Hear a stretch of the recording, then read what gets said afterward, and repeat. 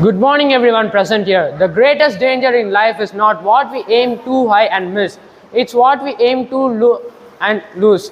The respected teachers, judges, and my dear friends, and my worthy opponents, today I am not come here to just participate the event. I came to dominate the event. I didn't came to be heard. I came to be remembered by everyone in this room. Imagine a single spark. That spark started revolution. That spark toppled empires and changed the history forever. That spark is in you. That spark is in me. That spark is burning in every soul of this room. Today I am not here to play a small role, but I am going to set this stage on fire. I welcome you all with that spark to burn brighter with me. Today I am going to talk about the importance of language. Before entering into it, let me see about how the language originated.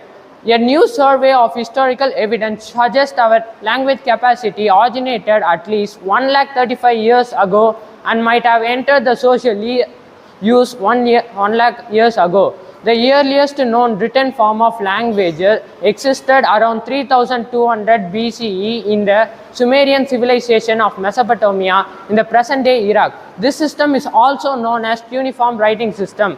But in today's world, languages are dying at an alarming rate. Experts say that by the end of this century, half of the world's 7,000 languages may disappear.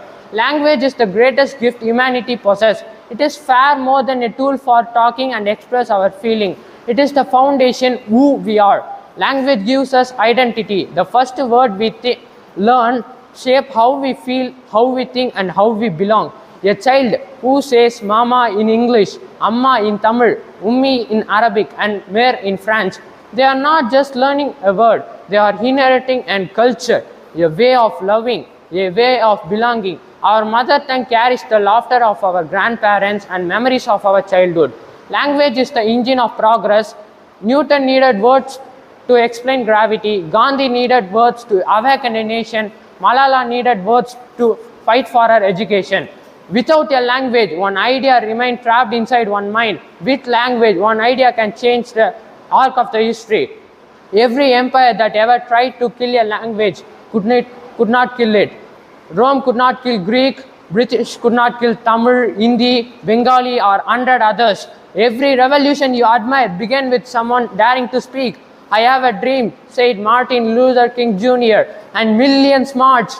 Yes, we can, said Barack Obama, and their nation believed again.